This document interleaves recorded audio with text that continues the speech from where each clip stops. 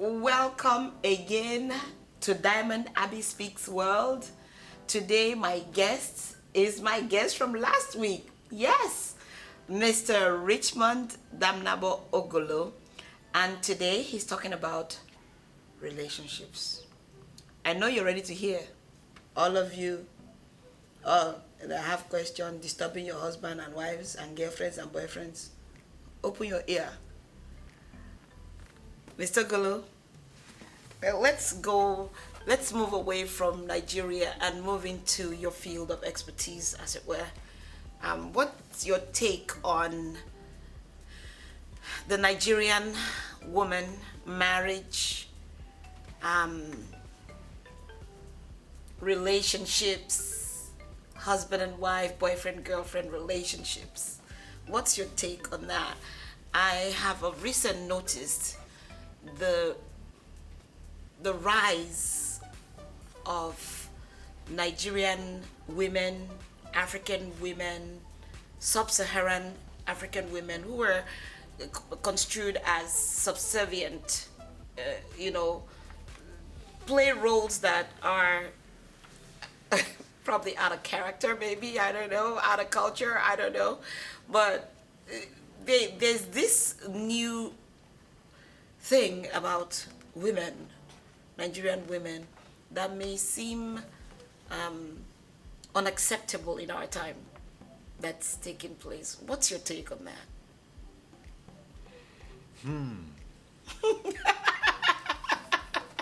Well, I I uh, I would say my take would be two-dimensional. The first dimension is growing up in Nigeria as a child within the family structure and seeing the level of responsibility with which our parents handled their differences and their strengths. We saw a strong family unit where the man was the provider, be it in the rural homestead or in the urban homestead, and then the woman basically took care of the family, took care of the home, and all that.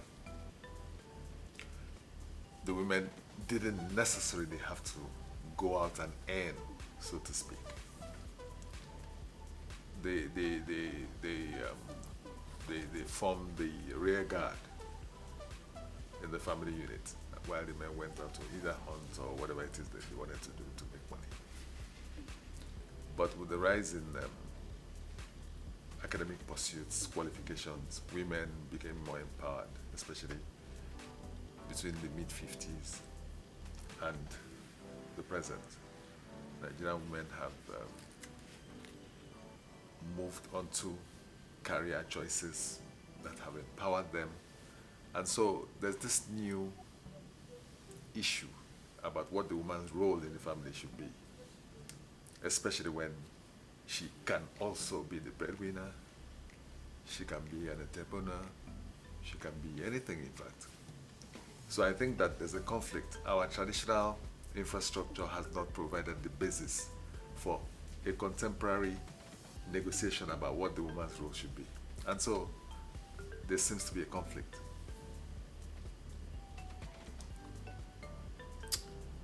Is that then Western culture versus African culture? It's I don't think It's cultural. no. It could be, but I think um, it's a bit more sophisticated than that because you also have a religious angle to it. And then the issue of female empowerment and equality is one that transcends any generation. There's been a long agitation for it. And the women have felt that it was time. They've been through a period when they couldn't vote. They went through probably a period when they couldn't even be counted in the census. And now here they are in different areas of excellence and enterprise and endeavor. So there needs to be a dialogue as to what the role of the woman should be in this society. And because probably there couldn't ever be such a dialogue officially, the women are interpreting this interface with the body language of power. Here we are, we're powerful now, we can do these things, we can have kids, and we can be bosses, we can be investors in the community stakeholding. So what does that make us? So we're challenging for the power base. The men, on the other hand, I don't know whether I would say that the men are not used to or are taken aback by this sudden reality and stepping back. And the more the men step back psychologically, the more the women are going to step forward. So it has raised issues that, of course, in my field as a matrimonial person, as a matrimonial lawyer, I see these things play out in the cases that come up or that used to come up within the limits of my practice. Sometimes I would feel it was interesting, and other times I would actually be scared about the extent of this conflict and the damage it could do to a society where the laws are not improving, social infrastructure is not very organized, and then within this we're supposed to find some balance. Wow. So what would it take for a relationship to work when the woman is that powerful and is independent and knows what she wants, doesn't want anything from the man, as it were? What would it take for such a relationship to work where if the husband or the significant other feels oppressed? I've seen videos where women are beating up men these days. I've seen videos where women are outright outspoken about who they are, and it's always centered around what they do, which is an ego thing. Because I know that you're not what you do. Because if you stop doing it, then you're not. But most women feel as though they're it, as it were. They're the it factor. How would it work? What would you advise for the men or the women to do in that regard? I think that relationships that are taken to the level of matrimony should be defined within the context of the reason for the marriage. Sometimes marriages are unions of convenience. Sometimes they're actually born out of a willingness to share the homestead. Other times it's just a vessel for childbearing for some women. And so when the focus, when the purpose for the relationship is not clear, then the structure, the psychological structure supporting that vagueness starts to manifest as the relationship goes on. But at the first instance, I think as by way of solution, I think couples should focus on one word, and that is respect. in saying respect, maybe I should define what I mean by respect a little bit. I think the first thing is to have self-respect. Because when you have self-respect, then you don't want to create any scenario that is embarrassing to your person. You don't want to, and then consequently it transfers to your partner or your husband or wife, as the case may be. Because once you're joined with somebody, whatever disrespect you project on that person, whatever ways in which that person does not meet the expected standard, falls back on you. So you should have an interest in making sure that the other person looks good, because that's who you chose, and you're who you choose, really. So respect in that regard, and then respect for the process. I think that a lot of people don't realize that when you choose someone and you take it to that level of marriage, you're calling the whole community to come and see that of these millions and thousands and hundreds of people, this is the special one. This is who you chose. It's a celebration of your choice. If you don't see it from that context, the embarrassment that can come from failure of that relationship is really lost on you. And so you approach the relationship from your own perspective, and you're not thinking of all these people that you gather together to celebrate your relationship.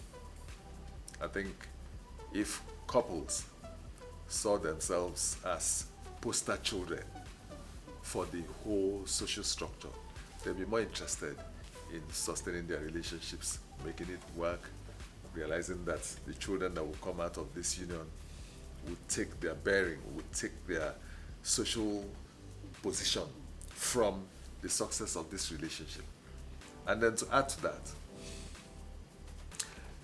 I often say to my clients, I mean, when I was in practice, I would say, children are not children should be the byproducts of love and not the other way around. You shouldn't try to forge a relationship out of the need to have children. Love is a communion between two people, and then that's what I was going to say. And then the fruit that spins from that are the children. And then when children are born within the confines of a loving relationship, it shows in the way they form and they appear. They look happier. They look more beautiful, because there's this representation of the harmony that exists in the relationship in the way the children appear. Wow. And the domestic stability that they enjoy. When you said respect, I was actually thinking love, and I was thinking unconditional love. That is loving without any conditions. Loving. Yes. Yeah, you know, the other person, and being in total acceptance of their flaws and everything else. Well, one last question, and I promise I will let you go. And this is something that I have heard you say or talk about, is the unity of the world, uniting the world. What is your take, your view? How can that be done? Is it possible, uniting the world? And I know you're coming from your anthropology studies and being a prof at that. So what do you think about uniting the world? I've compared social systems and try to live among communities that seem to differ in terms of their cultural structure. And I found that they all have the same thing in common. The human person itself cannot exist in isolation. And so therein comes the word again, respect.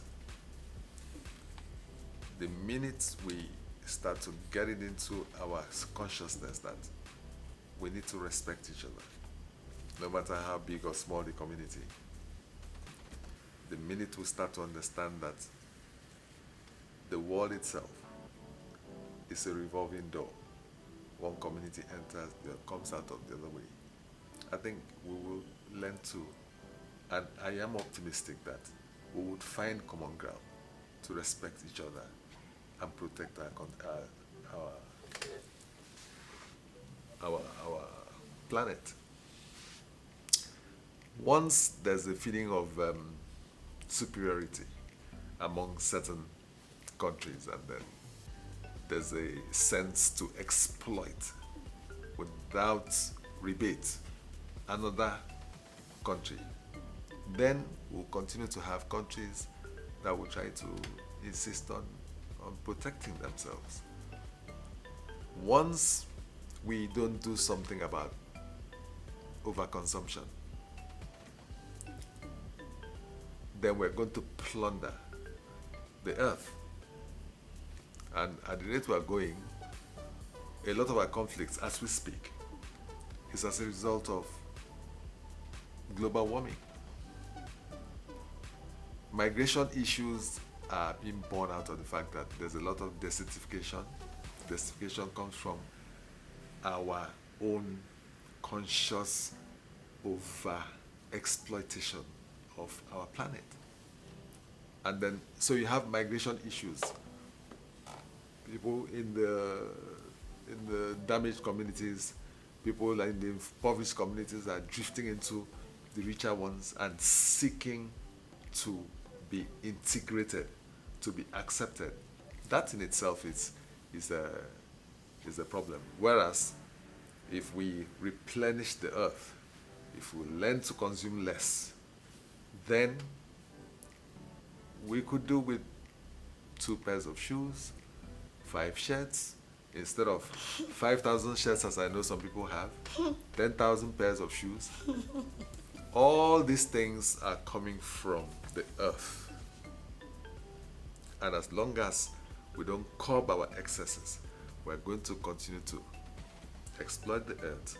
The earth is going to react because it's not there to be abused, and the nature itself will turn against us in a way that will cause conflict.